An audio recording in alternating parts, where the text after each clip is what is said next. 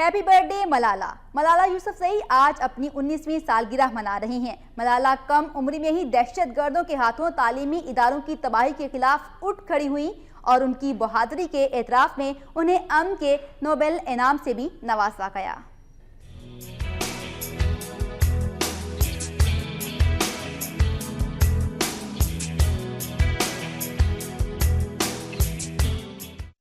دنیا بھر کی طالبات کے حقوق اور تعلیم کے لیے آواز اٹھانے والی گل مکئی ملالہ یوسفزئی 12 جولائی 1997 کو مینگورہ میں پیدا ہوئی، جہاں پر انہوں نے ابتدائی تعلیم حاصل کی۔ ملالہ یوسفزئی بچپن ہی سے تخلیقی صلاحیتوں کی مالک تھی۔ ملالہ یوسفزئی نے کم عمری میں ہی لڑکیوں کو جہالت سے نکالنے اور ان کی زندگی میں جدت لانے کے لیے کالم نگاری کا آغاز کیا۔